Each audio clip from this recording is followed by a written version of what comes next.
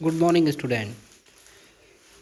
Today we are starting a next topic: standard cell potential and standard hydrogen electrode. देखिए, हम पहले study कर चुके हैं कि किस तरीके से डैनियल सेल का सेल पोटेंशियल कैलकुलेट किया जाता है और एक फॉर्मूला आया था E cell is equal to E right minus E left. ठीक है. अब अगर हाफ सेल में जो इलेक्ट्रोलाइट है उसमें आयंस की कंसंट्रेशन अगर हमारे लिए नोन हो, हमको अगर उनकी कंसंट्रेशन हमको पता हो, तो वहाँ पर जो सेल पोटेंशियल होता है वो स्टैंडर्ड हो जाता है. तो इसके लिए एक इक्वेशन आ जाती है E cell naught is equal to E naught C U two positive to C U minus E naught Z N two positive to Z N, जहाँ पर C U two positive ions की concentration 1 molarity में है और Z N की भी concentration, Z N ions की concentration भी मोलैरिटी में. तो इस तरीके से यहाँ पर वो जो पोटेंशियल कैलकुलेट होगा वो स्टैंडर्ड होगा, स्टैंडर्ड सेल पोटेंशियल. अब देखिए, the potential of individual half cell can not be measured, we can measure only the difference between the two half cell potential. किसी इंडिविजुअल हाफ सेल का potential calculate करना या measure करना impossible है. We can measure only the difference between the two half cell potential. अब अगर किसी half cell का इंडिविजुअल पोटेंशियल आपको कैलकुलेट करना है, तब हमें एक स्टैंडर्ड इलेक्ट्रोड की आवश्यकता होती है और वो होता है स्टैंडर्ड हाइड्रोजन इलेक्ट्रोड. ये बनाया जाता है जिसका ई सेल जो होता है वो ज़ीरो होता है. तो जब डिफरेंस आता है जिस हाफ सेल के साथ हम इसको अटैच करेंगे तो वहाँ पे डिफरेंस हो करेगा. तो वो जो डिफरेंस होगा उसमें जो वैल्यू होगी वो उसी हाफ सेल की होगी जिसकी हम जो सेल पोटेंशियल है वो कैलकुलेट करना चाहते हैं. ठीक है. To calculate the single half cell electrode potential, standard half cell is used as a standard known as SHE.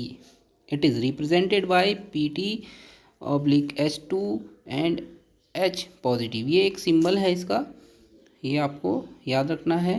PT H2 H positive ये स्टैंडर्ड हाइड्रोजन इलेक्ट्रोड को शो करेगा.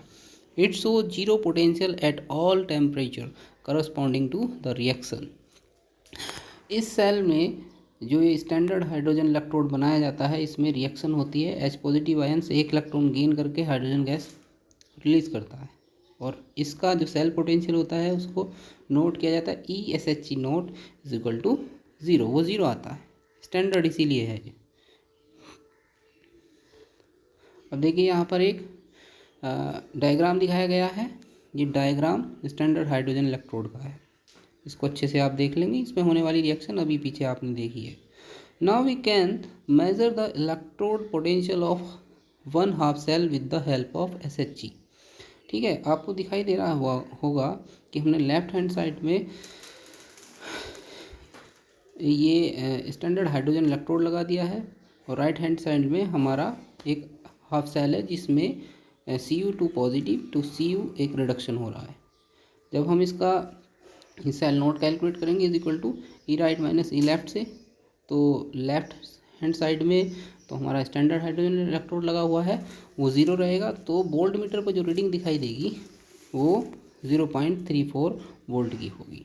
ठीक है. तो ये इंडिविजुअल हाफ सेल का सेल पोटेंशियल मेज़र हो जाएगा. इसी तरीके से नेक्स्ट, जैसे कि Zn2 पॉजिटिव टू Zn वाली का अगर हम हाफ सेल का सेल पोटेंशियल कैलकुलेट करना चाहते हैं, मेज़र करना चाहते हैं, तो हम उस हाफ सेल के साथ स्टैंडर्ड हाइड्रोजन इलेक्ट्रोड को अटैच कर देंगे. उसी तरीके से वहाँ पर भी E right naught is equal to minus में वैल्यू आ गई 0.764. ठीक है. ये माइनस वैल्यू रिप्रेजेंट कर रही है यहाँ पर कि जो Zn से Zn2 पॉजिटिव में उसका ऑक्सीडेशन हो रहा है, तो वो जो सेल पोटेंशियल उसका मेज़र हो रहा है वो रिडक्शन के टर्म में हो रहा है. ठीक है. इस तरीके से हमने दोनों का इंडिविजुअल हाफ सेल का सेल पोटेंशियल मेज़र कर लिया with the help of SHE. अब हम ओवरऑल सेल में सेल पोटेंशियल का फॉर्मूला लाएंगे E right minus E left और वो फॉर्मूले में वैल्यू रख करके ही cell naught is equal to 1.10 volt आ जाएगा। ठीक है, तो उस डैनियल सेल का जो सेल पोटेंशियल होगा वो 1.10 वोल्ट है।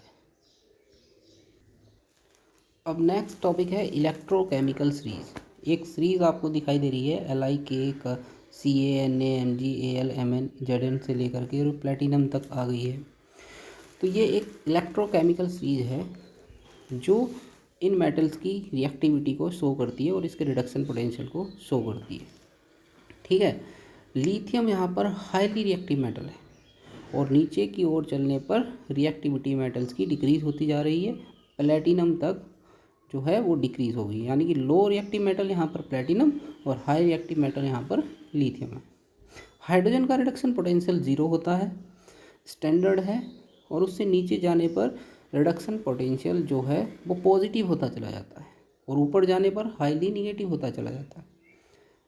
अब देखिए, जो लेफ्ट हैंड साइड में हम डैनियल सेल में एनोड बनाते हैं वो anode highly reduction potential negative रखने वाली मेटल का होता है।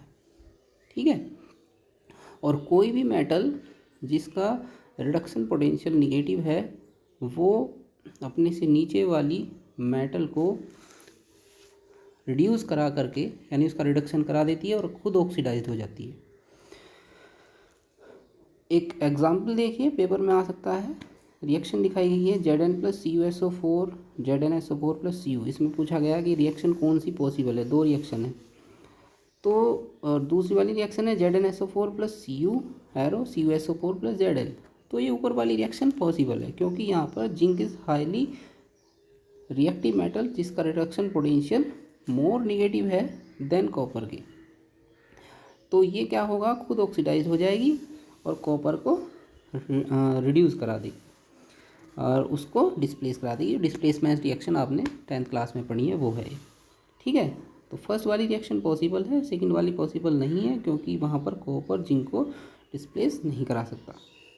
और इसी तरीके से क्वेश्चन है, can you store copper sulphate solution in A zinc pot.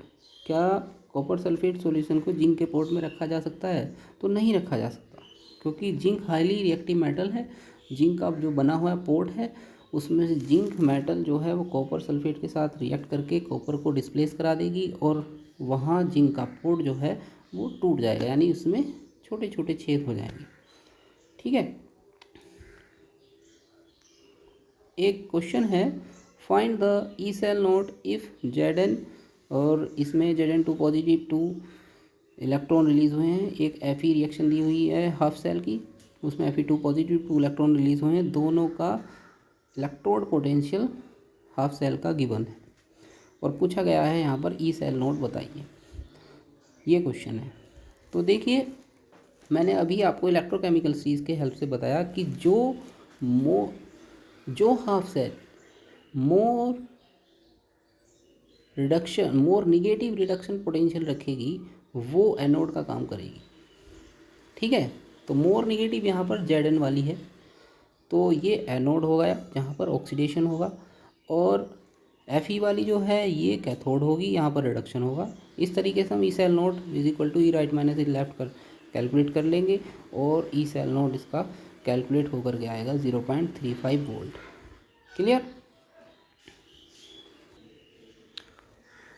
Next, नॉन्स equation, very important. The electrode potential at any concentration measured with respect to the standard hydrogen electrode by Nernst equation. Clear? और ये equation है E cell is equal to E cell naught minus RT upon NF ln QC। ये exam में पूछी जाती है direct कि नर्न्स equation क्या है, उसको राइट कीजिए। तो आपको ये ध्यान में रखना है, यहाँ पर ई सेल है, cell potential E cell naught है, स्टैंडर्ड सेल पोटेंशियल, R है गैस कॉन्स्टेंट जिसकी value 8.314 joule kelvin per mole, T temperature 298 kelvin room temperature, F है फैराडे कांस्टेंट और N है नंबर ऑफ इलेक्ट्रॉन ट्रांसफ़र। ठीक है, और QC है यहाँ पर एक कांस्टेंट जहाँ पर रिएक्शन इक्विलिब्रियम पर नहीं है और वो रिएक्शन रिवर्सिबल होनी चाहिए। क्लियर? अब देखिए, यहाँ पर हम आपको KC और QC में कैलकुलेट करना सिखाते हैं, उसका डिफरेंस बताते हैं है क्या। एक रिएक्शन दिखाई गई है, देखिए रिवर्सिबल रिएक्शन है। Zn का Zn2 पॉजिटिव पर ऑक्सीडेशन, Cu2 पॉजिटिव का Cu पर रिडक्शन हुआ है। तो यहाँ पर अगर हम Kc कैलकुलेट करें यानी इक्विलिब्रियम पर, तो यहाँ पर आएगा Zn2 पॉजिटिव की concentration divided by Cu2 positive की कंसनट्रेशन। सॉलिड को हम छोड़ देते हैं क्योंकि वो उनकी कंसनट्रेशन यूनिटी में होती है। When the reaction is not at equilibrium, तो Kc की जगह Qc आ जाएगा बस, एंड इज इक्वल टू हो जाएगा Zn2 positive concentration divided by Cu2 positive concentration. तो अगर रिएक्शन इक्विलिब्रियम पर नहीं है तो Qc यूज़ करेंगे, और रिएक्शन इक्विलिब्रियम पर है तो Kc यूज़ करेंगे। ठीक है। अब E cell is equal to E cell naught minus 2.303 RT upon NF, यानी कि जो Ln था उसको हम log बेस 10 में हमने कन्वर्ट कर लिया, तो 2.303 से मल्टीप्लाई कर लिया। ठीक है। अब R की वैल्यू भी हम रख दें स्टैंडर्ड, T की वैल्यू भी रख दें, F की वैल्यू भी रख दें, तो सारी की मल्टीप्लाई करके डिवाइड करके ये आ जाएगा, एक फॉर्मूला बन जाएगा E cell is equal to E cell naught minus 0.0591 upon n log base 10 QC। ये फॉर्मूला आपको याद रखना है न्यूमेरिकल के लिए। क्लियर। अब एक एग्जांपल से हम आपको समझाते हैं n की वैल्यू कैलकुलेट करना, नंबर ऑफ इलेक्ट्रॉन ट्रांसफ़र। नॉन्स equation for the following cell. एक सेल रिप्रेजेंटेशन है और इसके लिए हमें नॉन्स इक्वेशन राइट करनी है। तो सबसे पहले हमें इसके लिए इक्वेशन लिखनी पड़ेगी कि यहाँ पर रिएक्शन कौन सी हुई है। तो निकिल का यहाँ पर हुआ है ऑक्सीडेशन, और सिल्वर आयन का यहाँ पर 1 Ag में रिडक्शन हुआ है। तो इस रिएक्शन को बैलेंस करने के लिए Ag के आगे हमें 2 लगाना पड़ेगा, और वो 2 Ag positive ions 2 Ag solid में कन्वर्ट हो गए हैं। ठीक है। तो नॉन्स इक्वेशन जब हम इस पर राइट करेंगे तो E cell is equal to E cell naught minus RT upon NF। तो F तो है, तो यहाँ पर N की वैल्यू 2 होगी। क्यों? क्योंकि निकिल ने 2 इलेक्ट्रॉन लॉस करके Ni2 पॉजिटिव आयंस बनाए हैं, और 2 इलेक्ट्रॉन गेन करके 2 Ag पॉजिटिव आयंस ने एक एक अलग अलग 2 Ag सॉलिड एटम बना लिए। क्लियर। तो यहाँ पर नंबर ऑफ इलेक्ट्रॉन ट्रांसफ़र जो हुए हैं एक दूसरे में, लेफ़्ट से राइट, राइट से लेफ़्ट में, तो वो 2 हुए हैं। क्लियर। 4 नहीं 2, याद रहे, नहीं तो क्वेश्चन गलत हो जाएगा। और यहाँ पर Ln is equal to concentration of Ni2 positive divided by Ag positive का स्क्वायर, क्योंकि जो स्टोइकोमेट्रिक कोफिशिएंट है वो पावर में चला जाता है।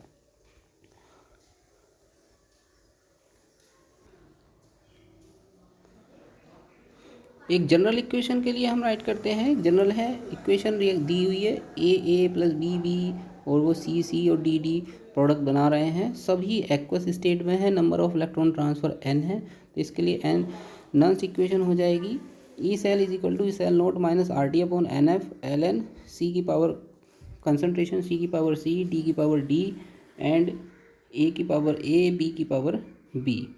ठीक है। अब एक क्वेश्चन कर लेते हैं। Represent the cell in which the following reaction takes place. Mg plus 2 Ag, इसकी कंसनट्रेशन गिवन है, और Mg2 पॉजिटिव में कन्वर्ट हुई plus 2 Ag। Calculate its E cell if E cell naught equal to 3.17 volt, और n की value यहाँ पर दी हुई है 2। ठीक है। सबसे पहले तो ये जो इक्वेशन दी हुई है इसका सेल रिप्रेजेंटेशन लिखना है, तो वो हमने राइट कर दिया है, देखो आसानी से, आपको पहले भी सिखाया गया है। और यहाँ पर ई सेल कैलकुलेट करना है, तो नॉन्स इक्वेशन राइट करेंगे, E cell is equal to E cell naught minus RT upon 2F Ln Mg concentration 2 positive and Ag positive concentration square. ठीक है। डिवाइड में ई सेल नॉट हमें गिवन है 3.17 minus RT upon F की value 0.059 upon 2 log Mg2 positive की value given है concentration bracket में 0.130, और Ag कंसंट्रेशन भी गिवन है 0.001। इसकी कैलकुलेशन कर लेंगे, ये कैलकुलेशन आपको दी गई है, और ये आंसर आ जाएगा 2.96 वोल्ट। क्लियर। इसके बाद आता है relationship between equilibrium constant from नॉन्स इक्वेशन। यानी कि नल्स इक्वेशन के लिए इक्विलिब्रियम कांस्टेंट के लिए क्या रिलेशन आएगा वो हमें यहाँ पर एक उसका फॉर्मूला जो है वो ड्राइव करना है। E cell is equal to cell naught minus 0.0591 upon N log base 10 Q C, ये होती है नल्स इक्वेशन। अब अगर हम कह दें कि रिएक्शन इक्विलिब्रियम पर है तो इक्विलिब्रियम पर होने पर रिएक्शन का ई सेल जो है वो याद रहे ज़ीरो होता है। तो जब ई सेल ज़ीरो होगा तो ई सेल नोट, जब वैल्यू हम ई सेल की ज़ीरो कर देंगे यहाँ पर इक्वेशन में, तो E cell naught is equal to आ जाएगा 0.0591 अपॉन एन लॉग के सी, क्यू सी की जगह आ जाएगा कांस्टेंट के सी, क्योंकि रिएक्शन इक्विलिब्रियम पर है जो सेल में हो रही है। तो यहाँ पर एक फॉर्मूला बन गया, E cell naught is equal to 2.303 R T upon N F log K C. दोनों ही कोई सा भी फॉर्मूला हम यूज़ कर सकते हैं। एक क्वेश्चन है, calculate the equilibrium constant of the reaction. एक रिएक्शन दी गई है, वहाँ पर ई सेल नोट गिवन है और एन की वैल्यू दी हुई है 2। तो हम डायरेक्ट फॉर्मूला लगाएंगे, फॉर्मूला लगा करके वैल्यू रखेंगे, log K C is equal to calculate कर लेंगे 15.6। तो अगर के सी बोला गया है कैलकुलेट करने के लिए, तो के सी कैलकुलेट करने के लिए हमें यहाँ पर एंटी लॉग लेना पड़ेगा, और एंटी लॉग की वैल्यू आपको क्वेश्चन पेपर में गिवन आएगी, और अगर गिवन नहीं आती है तो आप लॉग के सी पर ही क्वेश्चन का आंसर छोड़ सकते हैं। क्लियर। नेक्स्ट टॉपिक हम नेक्स्ट वीडियो में पढ़ेंगे। Thank you.